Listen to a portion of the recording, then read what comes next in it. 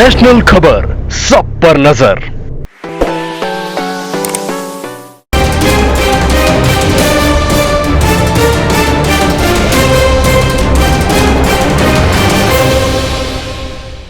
नमस्कार जी, मैं डॉक्टर हर्षवर्धन पुरी। मैं एक थोरैकोस्कोपिक और रोबोटिक सर्जन हूं और मैं काम करता हूं सर गंगाराम हॉस्पिटल में, जो कि एक टेरिशरी केयर सेंटर है राजेंद्र नगर, ओल्ड राजेंद्र नगर, न्यू दिल्ली में।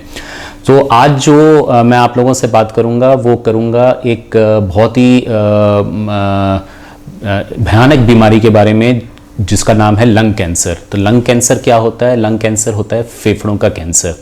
इसके बारे में हम इसलिए बात कर रहे हैं क्योंकि अब इसकी हिंदुस्तान में इसके पेशेंट्स बढ़ते ही जा रहे हैं। कुछ 10-15 साल पहले हम देखते थे कि ये बहुत नीचे के पायदान पे था और अब ये होते होते पुरुषों में, मेल्स में तो फर्स्ट नंबर पे आ गया है और फीमेल्स में भी बहुत तेज़ी से बढ़ रहा है। इसके मेन कारण जो हैं वो एक कारण तो आप जानते हैं, स्मोकिंग है। तो जो भी लोग स्मोकिंग करते हैं उनसे मेरा निवेदन है, ये रिक्वेस्ट है मेरी कि स्मोकिंग छोड़ दी जाए, क्योंकि direct cause and effect relationship है लंग कैंसर और स्मोकिंग के बीच में। दूसरी चीज़ जो आजकल बहुत ज़्यादा बढ़ के आ रही है वो है पोल्यूशन। पोल्यूशन की वजह से भी लंग कैंसर बहुत ज़्यादा बढ़ रहा है। तो आप अपने आप को पोल्यूशन से भी बचाइए और प्लीज़ स्मोकिंग छोड़ दीजिए। लंग कैंसर जो पेशेंट्स में प्रेजेंट करता है वो सबसे कॉमनली करता है खांसी के तरह से और मुंह से खून आने की तरह से, खांसी बलगम के साथ खून आने की तरह से। ये मोस्ट कॉमन प्रेजेंटेशन के साथ लोग हमारे पास आते हैं और इसका फिर हम इवैल्यूएशन स्टार्ट करते हैं कि क्या ये लंग कैंसर है या नहीं है। इवैल्यूएट करने के लिए हम सबसे पहले उनका एक सीटी स्कैन कराते हैं। सीटी स्कैन में हम देखते हैं कि फेफड़े में कोई गांठ तो नहीं पैदा हुई है। कैंसर बेसिकली एक गांठ होता है जिसमें जो सेल्स होते हैं उनकी अनडिफरेंशिएटेड ग्रोथ होती है और वो बहुत ज़्यादा एक मास में तब्दील हो जाते हैं, एक गांठ में तब्दील हो जाते हैं। तो फिर हम क्या करते हैं, उन सेल्स को सीटी में देखते हैं और फिर उनकी बायोप्सी प्लान करते हैं कि उसकी बायोप्सी करें और पता करें कि ये क्या चीज़ है।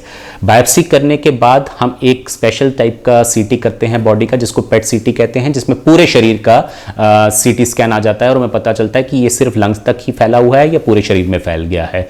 इसके जो ट्रीटमेंट है उसके लिए ये बहुत ज़्यादा इंपॉर्टेंट है, क्योंकि ये ट्रीटमेंट स्टेज के ऊपर ही डिपेंड करता है। ट्रीटमेंट सिर्फ एक आदमी, एक डॉक्टर नहीं करता, पूरी एक टीम मिलकर करती है, जिसमें सर्जन, जो मेडिकल ऑन्कोलॉजिस्ट, कीमो के डॉक्टर और रेडिएशन ऑन्कोलॉजिस्ट जो बिजली के डॉक्टर होते हैं वो इन्वॉल्व होते हैं। तो सर्जन जो होते हैं वो इस कैंसर को ट्रीट करने के सर्जन बहुत स्पेशल होते हैं, जिनको थोरैसिक सर्जन्स कहा जाता है। थोरैसिक सर्जन्स वो सर्जन होते हैं जो छाती की सर्जरी करते हैं, हार्ट को छोड़ के बाकी छाती के जो अंग होते हैं जैसे लंग्स है, विंड पाइप है, फूड पाइप है, उनकी सर्जरीज करते हैं। सो हम वही सर्जन्स हैं, थोरैसिक सर्जन्स वही होते हैं। तो वो क्या करते हैं, वो इस कैंसर को स्टेज करते हैं, उसके बाद इसका एक प्रोटोकॉल बनाते हैं कि इसका ट्रीटमेंट क्या होगा। मोटा मोटा ये होता है कि स्टेज 1 और स्टेज 2 कैंसर में सर्जरी का रोल बहुत अच्छा होता है, रिजल्ट्स बहुत अच्छे होते हैं। स्टेज 3 और स्टेज 4 में जो फैला हुआ कैंसर होता है उसमें कीमो और रेडियो का ही रोल होता है। सर्जरी कुछ सालों पहले, 10, 15, 20 साल पहले पूरा एक चीरा देके की जाती थी, जिसको थोरैकोटॉमी कहा जाता था। आगे से पीछे तक पूरा का पूरा छाती खोली जाती थी, हड्डियां तोड़ी जाती थी और लंग का एक पार्ट निकाला जाता था। आज यही सर्जरी हम दूरबीन के माध्यम से कर सकते हैं, जिसको हम थोरैकोस्कोपी या वैट्स कहते हैं। आपने बड़ी कॉमनली सुना होगा। वैट सर्जरी में छोटे छोटे छेदों से हम वो जटिल से जटिल ऑपरेशन कर पाते हैं।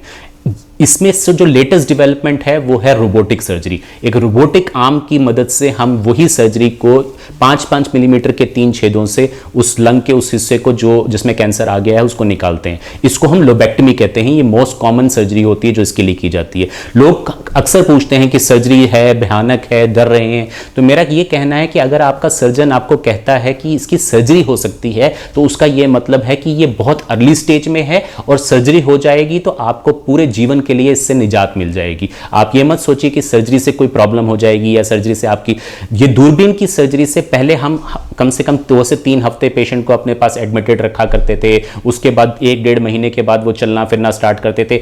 आज सर्जरी के अगले दिन, इस दूरबीन की सर्जरी की वजह से, रोबोटिक सर्जरी की वजह से, अगले दिन पेशेंट सुबह ट्रेडमिल पे भाग रहा होता है, 5 दिन के अंदर डिस्चार्ज हो जाता है और 1.5 हफ्ते के अंदर अपनी दिनचर्या में वापस चला जाता है। सो ये जो नई पद्धतियां आई हैं इन्होंने हमारी सर्जरी का पूरा चेंज कर दिया है। कई पेशेंट्स में इसके बाद कीमोथेरेपी और रेडियोथेरेपी का रोल होता है, वो सर्जन डिसाइड करता है कि उसको कैसे देनी है। बट ये कैंसर आजकल हम जल्दी पकड़ रहे हैं और इसका इलाज बहुत अच्छा हो रहा है इन रोबोटिक और थोरैकोस्कोपी की वजह से। तो मेरा सभी से निवेदन है कि सबसे पहले स्मोकिंग छोड़िए, पर अगर आपको ऐसे कोई भी सिम्टम्स लगते हैं जैसे बहुत ज़्यादा सांस फूलना, बहुत ज़्यादा देर तक खांसी आना, खांसी में खून आना, तो प्लीज़ अपने थोरैसिक सर्जन से जाके मिलिए। नमस्कार, थैंक यू।